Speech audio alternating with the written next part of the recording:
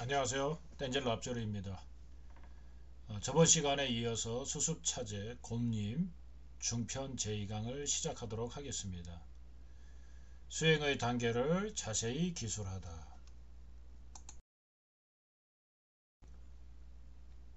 원인과 조건들 중에서도 오류가 없고 부족함이 없는 것들에 의지해야 합니다. 잘못된 원인에 노력하면 매우 오랜 세월이 지난다 해도 바라던 결과를 얻지 못할 것입니다. 비유하자면 뿔에서 우유를 짜는 것과 같습니다. 원인을 짓지 않으면 결과가 발생하지 않습니다. 씨앗이나 다른 조건이 전혀 없다면 결과물인 새싹은 싹틀 수 없습니다. 그러므로 결과를 원한다면 오류 없는 원인과 조건들 모두에 의존해야 합니다. 일체질환은 궁극의 결과를 여기서 어, 일체질을 일체종지라고도 표현합니다. 동의어입니다. 어, 한 번에 단박에 3원의 일체 그 속성까지 현상의 그 상대적인 모든 인과의 관계까지 한 번에 일시에 파악하는 것을 일체지라고 합니다. 일체는 붙답게 부처일 때만 증득되는 경지이기 때문에 일체종지, 일체지, 동의어입니다. 일체지라는 궁극의 결과를 얻기 위한 원인과 조건은 무엇인가 라고 묻는다면 나는 앞을 보지 못하는 사람과 같아서 설명할 수 없지만 세존께서 깨달은 이후 제자들에게 설법하신 대로 설명. 여기 보시면 많은 그 인도의 훌륭하신 선지식들께서는 번역을 할 때 또 누군가 법을 물었을 때 법을 강의하기에 앞서서 이렇게 겸손한 자세로 항상 이와 같이 법을 이와 같은 표현들을 많이 하십니다. 정말 겸손한 표현이죠. 어, 여기서도 마찬가지로 나는 앞을 보지 못하는 사람, 장님과 같고 설명할 수 없지만 세존께서 깨달으신 이후 제자들에게 설법하신 대로 설명해 보겠습니다. 세존께서 비밀의 주인이시여 비밀의 주인 금강수라고도 표현합니다. 원문에 이렇게 표현이 되어 있더라고요. 그러니까 금강수 보살한테 법을 설하는 내용처럼. 그래서 그대로 직역하면 비밀의 주인이시여 일체 정지는 자비를 바탕으로 한 보리심을 원인으로 생긴 방편으로서 완성됩니다. 라고 말씀하셨다. 그러므로 일체 정지를 성취하고자 한다면 자비심, 보리심, 방편 이 세 가지를 닦아야 합니다. 자비심, 그 다음 보리심, 방편. 언뜻 보면 자비심이 방편이고 보리심이 방편이고 이게 따로따로가 아닌 것 같은데 세밀하게 하면 조금씩 이 자비심이 뭔지 그 다음에 보리심이 뭔지 이제 파고 들어가서 그 다음 방편은 뭔지 이런 것들을 파고 들어가야 됩니다. 그래야 차이점을 알 수 있게 되면 자기 수행에서도 이 정확하게 그 구분 지을 수 있는 안목이 생겨서 자량을 쌓는데 엄청 도움이 많이 됩니다. 먼저 자비심에 대해서 한번 보도록 하겠습니다. 자비심이 생기면 보살들이 모든 중생을 실질적으로 구제하기 위해 반드시 서원을 세워야 합니다. 그리고 나라는 견해를 소멸하여 실행하기 매우 어렵고 지속적으로 긴 시간 동안 갈고 닦아야 하는 복덕과 지혜의 두 자량을 쌓는 수행으로 겸허하게 들어가야 합니다. 예, 삼아승직업이라고 표현합니다. 이 복덕과 지혜 자량을 쌓는 보살승으로 갔을 때 삼아승직업. 사실 헤아리기 매우 어려운 세월 동안입니다. 겸허하게 들어가야 합니다. 예, 이렇게 삼아승직업, 우리나라에서는 한생의 깨달음을 하려는 그러한 기조로서 우리는 어릴 때부터 불교 교리를 많이 들어왔기 때문에 너무나 이렇게 긴 세월 수행하는 것에 대한 엄두 또는 접근하고자 하는 마음이 잘 생기지 않거든요. 근데 이렇게 보살성으로 갈 수 있는 삼아승직업이라고까지 하는 것을 겸허하게 받아들일 수 있는 어, 토대는 무아를 무아에 대한 속성, 견해를 갖고 있기 때문에 삼아승직업 또한 하나의 찰나와 같은 순간이라고 생각할 수 있기 때문에 그런 긴 세월 동안 복덕자량, 지덕자량을 쌓는 것을 감내할 수 있는 길을 걷는 것이 보살승이라고 합니다. 이 수행을 통해 복덕과 지혜의 두 자량을 원만구족하게 갖춰지면 일체종재를 손에 넣는 것과 다름없습니다. 그러므로 일체종재의 뿌리는 오직 자비심이니 처음부터 이 수행을 닦아야 합니다. 자비심이 이게 지금 수습차제 곰님은 대승논서입니다. 대승행에 수행하는 방식을 얘기하는 겁니다. 대승에는 반드시 방편, 복덕자량 이 부분 자비수행이 반드시 기반해야만 대승이라고 할 수 있기 때문에 지금 이 자비심 수행이 납니다. 성문연가, 테라바다, 소승에서도 자비심을 수행합니다. 그러나 대승에서 얘기하고 있는 자비심과는 그 깊이와 넓이가 큰 차이가 있습니다. 그래서 그런 측면으로 보면 우리가 흔히 외도 불교가 아닌 다른 수행이나 사상에서도 다 자비심, 사랑을 얘기하거든요. 근데 대승에서의 깊이와 넓이의 자비심은 아니거든요. 그 차이가 엄연히 있기 때문에 이 자비심에 대해서 처음부터 이 수행을 닦아야 한다고 얘기하고 있습니다. 법직경에서 세존이시여, 여기서 세존, 많은 부분들이 여기에 부처님이라고도 번역을 하시더라고요. 부처님은 TV 말로 쌍계라고 하는데 대부분 좀된데 세존, 산스크리트어 하면 바가반, 그걸 우리나라 가짜 표기할 때 박가범이라고도 표현하는데 세상에서 마땅히 존경받아야 될 분을 세존이라고 합니다. 부처님을 세존이라고 많이 칭하시거든요. 예. 세존이시여, 보살은 매우 많은 수행법을 익히지 않습니다. 세존이시여, 보살은 하나의 법을 잘 지니고 완벽하게 익힌다면 그는 부처님의 모든 법을 손에 넣고 있는 것과 같을 것입니다. 그 하나의 법이 무엇입니까? 라고 묻는다면 그것은 바로 대자비입니다. 라고 말씀하셨다. 부처님께서 대자비라고 얘기하셨습니다.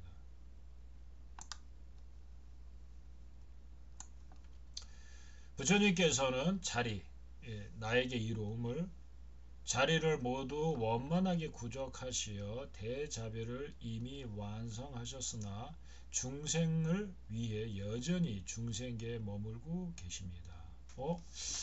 중생계에 계시다. 그러면 2600년 전에 열반하신 부처님은 이미 역사적으로 열반하셨는데 여전히 중생계에 머문다? 이 부분을 이해하려면은 보신과 화신, 법신 이러한 이해가 받침이 좀 돼야 좀 이 부분을 받아들일 수 있습니다.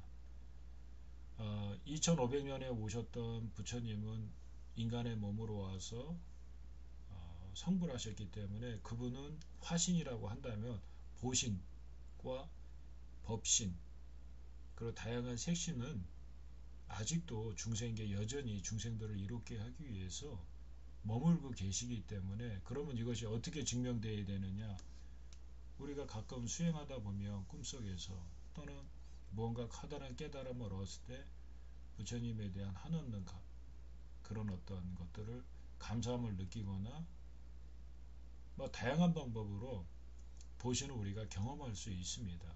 아니면 지금 내 앞에 계신 나의 스승님께서 부처님이 다양한 방편의 성근에 맞는 스승의 모습으로 오신다고 얘기하셨기 때문에 이런 분들은 또 부처님의 화신이라고도 할 수 있습니다. 그래서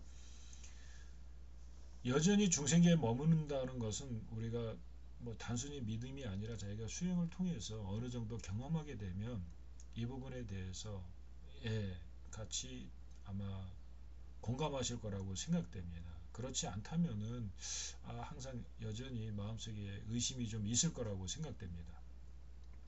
성문처럼 열반의 마을에 머물며 깊은 정멸에 들지도 않으시고 중생을 돌보기 위해 부처님께서는 열반 마을의 정멸을 마치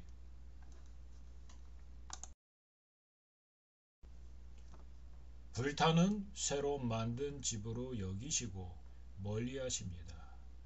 성문영각이 도달한 정멸, 열반에 머물고 있지 않으시다는 겁니다. 불타는 성문영각에는 정멸을 불타는 새로 만든 집으로 표현하셨습니다. 법화경에 그냥 일반 집에서 사는 것을 화택이라고 표현한 것처럼 여기서도 그렇게 표현을 하시네요. 멀리하고 계신다고 합니다. 그 세종께서 무주처열반 한문으로 그대로 풀이한다 그러면은 주하는 바 없는 열반이라는 겁니다. 이게 무슨 말이냐면은 성문영각의 그 열반에 머물지 않고 그렇다고 세속에 있지만 세속에 오염되는 세속에 완전히 오염되어 있는 거기에도 머물지 않는다는 그러한 상태의 열반을 무주처 열반이라고 합니다.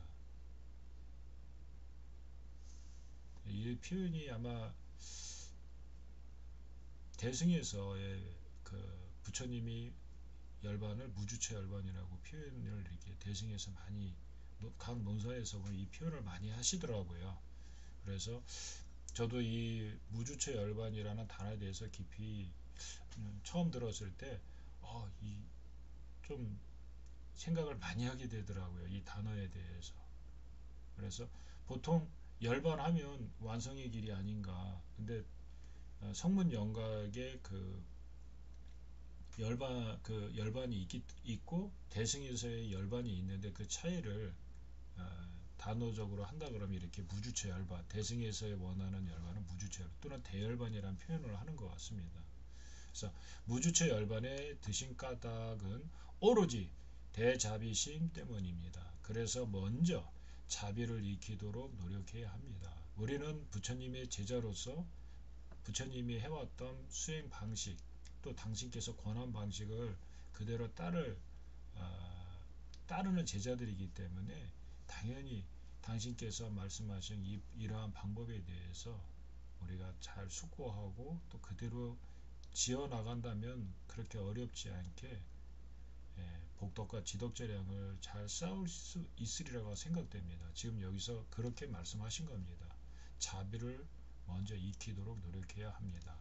처음부터 먼저 평등, 이 자비심을 하려고 할 때 바로 자비 수행 들어가지 않고 처음에 이 자비 수행을 하기 전에 먼저 이 평등관을 수행을 시작하도록 해야 합니다. 평등관.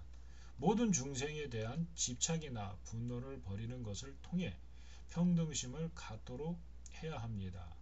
모든 중생은 행복을 원하고 불행을 원하지 않으며 시작 없는 윤회에서 수백 번 더 내 친지가 아니었던 중생이 있었던가에 대해 깊이 생각하십시오.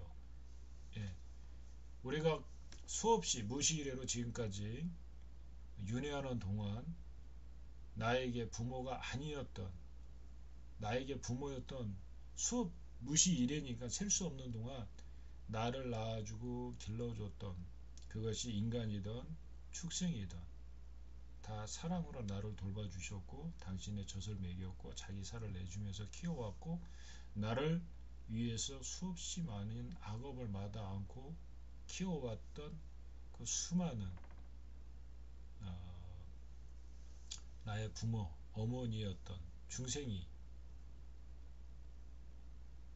수백 번 더 내 어머니가 아니었던 중생이 있었던가에 대해 깊이 생각하십시오. 이렇게 항상 달라이라마 존자님도 법문 중에 이러한 이야기를 많이 하십니다. 그래서 그렇게 생각해 본다면은 현생의 나의 부모님도 부모님이고 바로 앞전생의 부모님, 수없이 이것을 수업 무시례로 계속 반복되어 왔기 때문에 내 주변에 있는 모든 분들은 과거의 나에게 수백 번 더 어머니였다고 하는 결론에 도달하게 됩니다.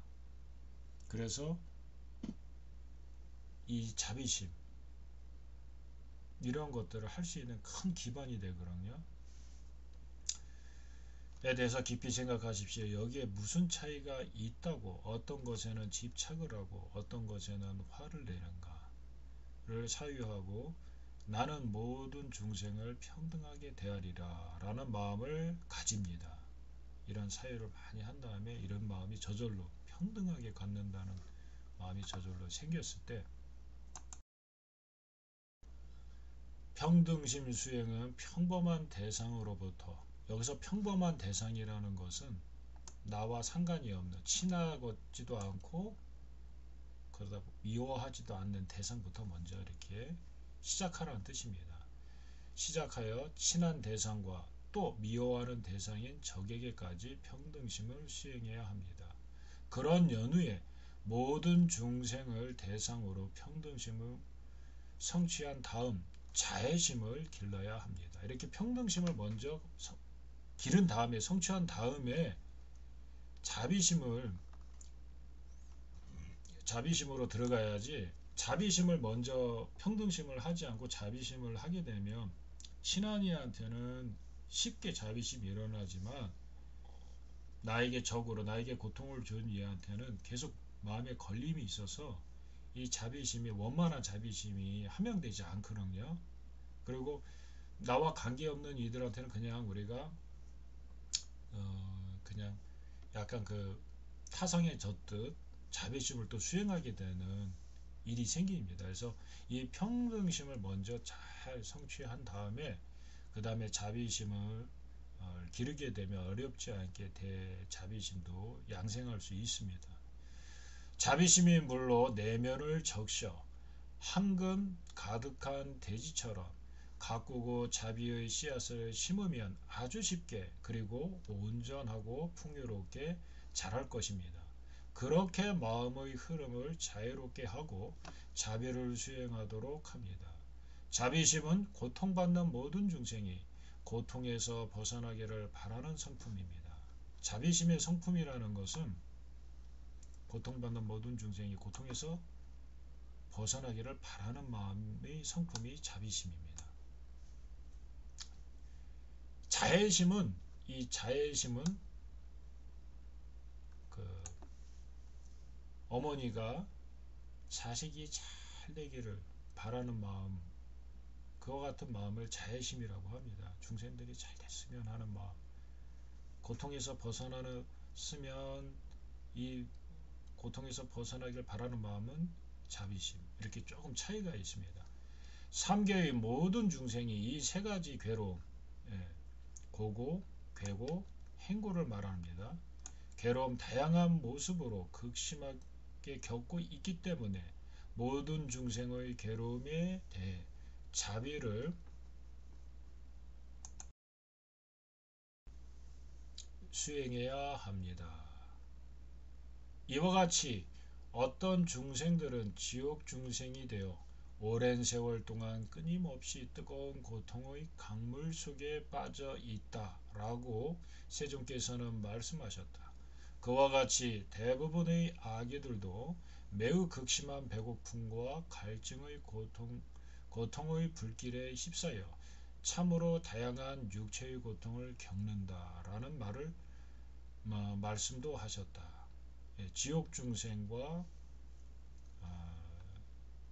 아기 중생, 지옥은 어, 팔열지옥, 또 파란지옥, 이렇게 다양하게 람님 첨부, 람님에 아주 상세하게 나와 있거든요. 그런 것들을 참고해서 보시게 되면 지옥 중생을 좀 더 쉽게 관상할 수 있고, 아기 또한 아기의 고통도 람님에 보면 아주 자세하게 써져 있습니다. 이 배고픔에 대해서, 갈증에 대해서, 이러한 것들이.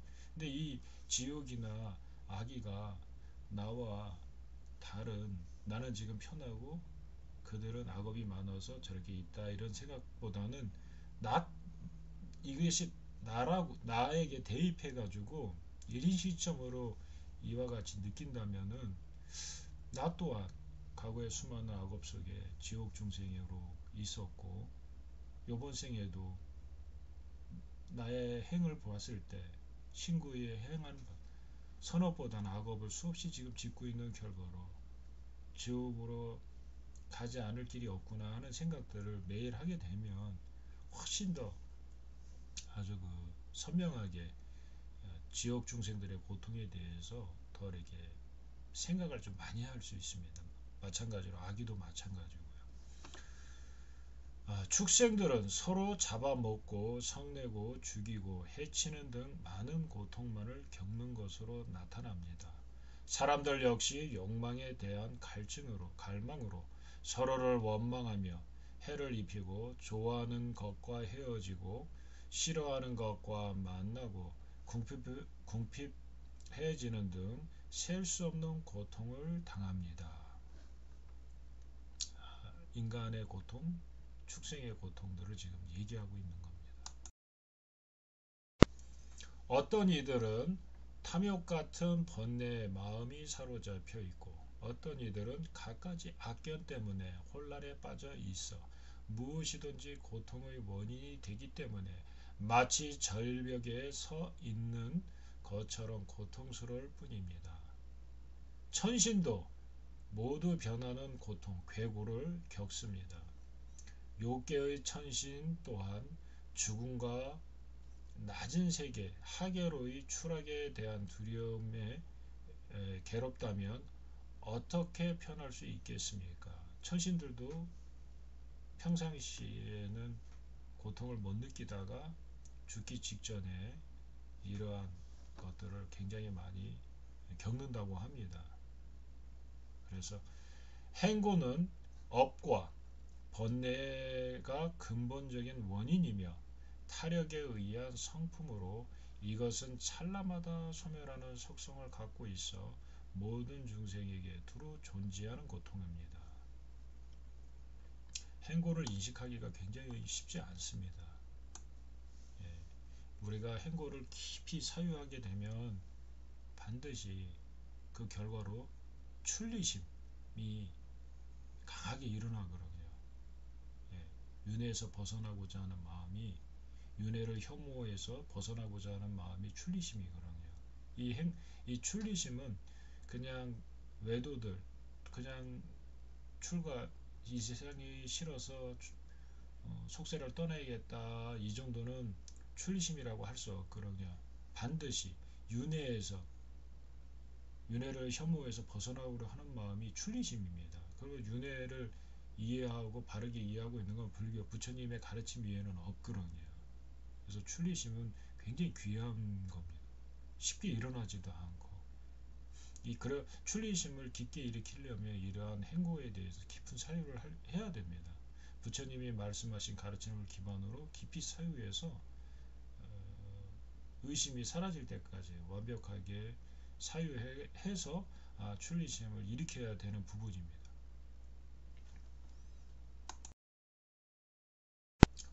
그러므로 윤회하는 모든 중생이 고통의 불꽃 속에 머물고 있는 것을 보고 이와 같이 내가 고통을 원하지 않듯이 다른 모든 중생도 고통을 원하지 않는다고 생각합니다. 아, 가엾어라. 내 사랑하는 중생들이 어떻게 하면 이 고통에서 벗어날 수 있을까 생각하며 중생의 괴로움을 자신의 고통으로 여겨 그러한 고통에서 벗어나길 바라는 자비산매에 머물거나 일상의 모든 행위를 할 때에도 항상 모든 중생이 괴로움에서 벗어날 수 있도록 수행해야 합니다. 그러니까 보리심 수행을 해야 한다는 얘기입니다. 보리심 수행. 처음에는 친척을 대상으로 위에서 언급한 다양한 고통을 겪는 것을 보고 수행하십시오. 처음에는 가까운 대상을 해야 쉽게 되기 때문에 이렇게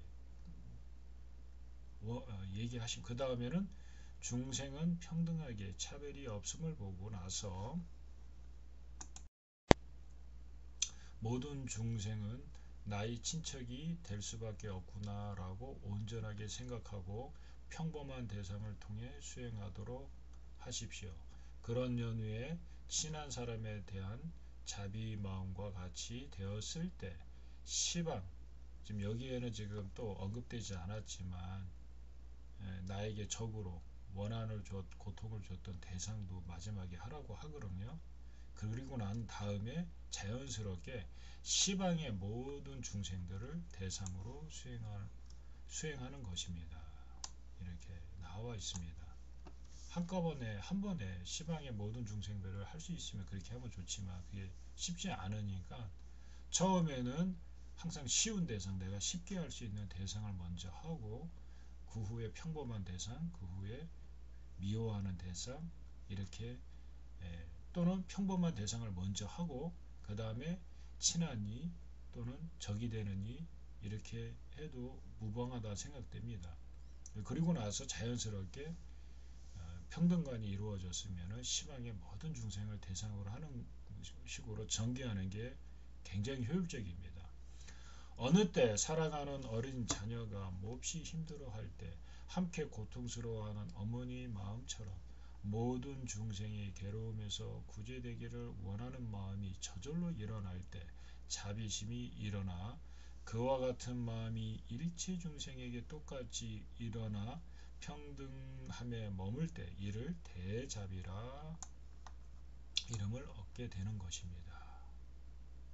대자비는 이라는 단어의 뜻이 이와 같다는 겁니다. 여기에는 평등심을 수행해야 되고 그 다음에 자애심, 자비심 그리고 나서 이렇게 대자비로 이렇게 발전된다고 하는 겁니다. 대자비가 되려면은 윤회의 속성에 대해서 알아야 되고 그 다음에 육도 중생들의 고통에 대해서 또 알아야 됩니다. 그리고 업과 번뇌로서 이렇게 고통받고 있는 그러한 부분에서도 알아야 되고 그러니까 내가 대자비를 하고 싶다고 해서 대자비가 되는 게 아니라 이러한 것들에 대해서 잘 알았을 때 깊은 자비심이 일어나는 겁니다. 그냥 어느 때 홍수가 나서 물에 떠내려가는 개미들을 보고 아이고 불쌍하구나 나 어찌할 거나 저기서 벗어나야 될 텐데 어떤 중생이 그렇게 고통받을 때 그런 마음 내는 것도 굉장한 자비심이고 근데 야 개미들한테 저쪽으로 건너가면 살 수 있단다 이렇게 직접적으로 나뭇가지로 알려주거나 도움을 주고 피하는 길을 정확하게 알고서 그쪽 방향으로 벗어났으면 정말 더 좋을 텐데 이렇게 하는 자비심은 특별한 자비심이라고 합니다. 왜냐하면 피하는 길을 안 상태에서 자비를 행하는 것이기 때문에 근데 내 자신이 아직 피안의 그 지위를 얻지 못하고 알지 못한 상태에서 그냥 측은지심으로 불쌍한 마음, 가여운 마음 내서 하는 자비심하고는 차이가 많이 있죠. 그래서 대자비심은 이 수승한 자비심입니다. 아주 수승한. 그래서 이 까말라 신라의 곰님 이 수습차제에는 제일 먼저 이렇게 대자심에 대해서 설명을 아주 깊게 하고 계십니다. 이 대승의 바탕이기 때문에 반드시 대자비심 수행을, 그러니까 보리심 수행을 해야 된다는 얘기입니다. 자, 오늘은 제가 준비한 강의가 여기까지입니다. 다음 시간에 훨씬 더 많이 준비해서 알려드리도록 하겠습니다. 들어주셔서 감사합니다.